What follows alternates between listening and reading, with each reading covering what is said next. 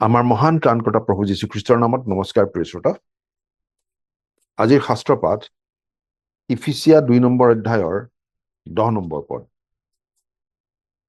কিয়নো আমি তেওঁৰ কাৰিকৰী আৰু যি সৎকৰ্মত আমি চলিবলৈ ঈশ্বৰে আগেয়ে পথস্বৰূপে প্ৰস্তুত কৰিলে, সেই সৎকৰ্মৰ কাৰণে আমি খ্ৰীষ্ট যীশুত সৃষ্ট হলো।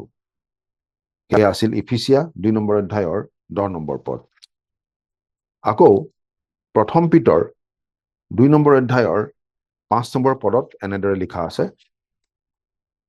তেওঁলৈ তোমালোকে আহি নিজেও জীয়া শিলৰ দৰে গঠা হৈ যীশুখ্ৰীষ্টৰ দ্বাৰাই ঈশ্বৰৰ পৰম গ্ৰাহ্য আত্মিক যজ্ঞ উৎসৰ্গ কৰিবলৈ পবিত্ৰ পুৰোহিতসমূহ হ'বৰ অৰ্থে এক আত্মিক ঘৰ হৈ উঠিছা। সেয়া আছিল প্ৰথম পিতৰ 2 নম্বৰ অধ্যায়ৰ 5 নম্বৰ পদ। খ্ৰীষ্টীয় বিশ্বাসী এজনৰ জীৱনটো সদায় কোনো বিপদ বিঘিনি বেমেজালি নোহোৱাকৈ চলি থাকিব বুলি বাইবেলত আমাক শিকোৱা হোৱা নাই। প্ৰভু যীশুৰ বিশ্বাসী হিচাপে আমি জীৱনত নানা ধৰণৰ ঘাত প্ৰতিঘাত দুৰ্যোগ প্ৰত্যাহ্বান আদিৰ মাজেৰে পাৰ হ'ব লগা হ'ব পাৰে। তাত আমি আচৰিত হোৱা উচিত নহয়। এজন শুভবাৰ্তা প্ৰচাৰকে তেওঁৰ জীৱনৰ অভিজ্ঞতা এটা এনেদৰে বৰ্ণনা কৰিছিল। তেওঁ কৈছিল, মোৰ এজন বন্ধু আছে। তেওঁ ব্যৱসায়িক মন্দাৱস্থাৰ সময়ত নিজৰ চাকৰিও হেৰুৱালে, যথেষ্ট ধন সম্পত্তিও তেওঁ হেৰুৱালে আৰু অৱশেষত নিজৰ ধুনীয়া ঘৰটোও তেওঁ হেৰুৱাব লগা হ'ল। তেওঁৰ দুখৰ সীমানতে অন্ত নপৰিল। তেওঁৰ দুখ দুগুণে বৃদ্ধি কৰি তেওঁৰ অতি মৰমৰ পত্নীৰো মৃত্যু হ'ল। জীৱনত তাতকৈ অধিক বিপৰ্যয় একেলগে খুব কম মানুহৰহে আহে।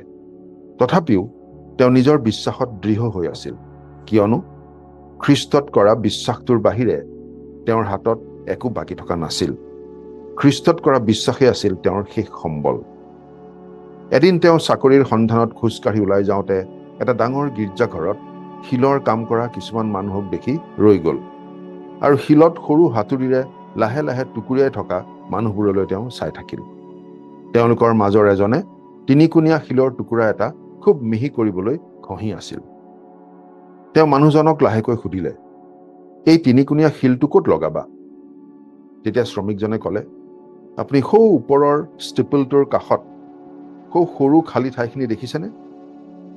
মই ইয়াত তলত এই শিলটোক এনেদৰে আকৃতি দিছো যাতে ই সৌ ওপৰত সেই ঠাইখিনিত একেবাৰে ধুনীয়াকৈ খাপ খাই পৰিব পাৰে।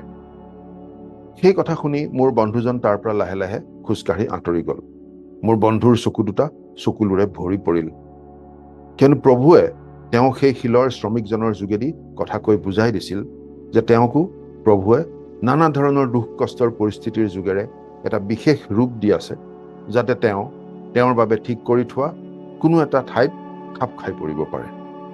শ্ৰমিকজনৰ সেই কথাই তেওঁৰ অশান্ত পৰিস্থিতিৰ সম্পূৰ্ণ নতুন অৰ্থ এটা তেওঁক দেখুৱাই দিলে। প্ৰতিজন খ্ৰীষ্টীয় বিশ্বাসীত ঈশ্বৰে এটা সৎকৰ্মৰ আৰম্ভণি কৰিছে আৰু তেওঁ সেই কাম এদিন সম্পূৰ্ণ কৰিবই। আমি প্ৰত্যেকেই ঈশ্বৰৰ হাতত থকা এচপৰা মাটিৰ নিচিনা আৰু কুমাৰে চাকত দি একোটা আকৃতি দিয়াৰ নিচিনাকৈ ঈশ্বৰে আমাকো একোটা ৰূপ দি আছে তেওঁৰ ইচ্ছা অনুসাৰে। প্ৰাৰ্থনা কৰিম।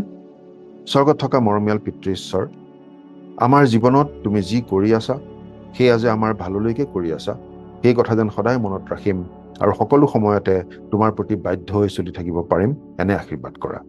আজিৰ দিনটো তোমাৰ হাততে গতাইছো। ত্ৰাণকৰ্তা প্ৰভু যীশুৰ নামত, আমেন।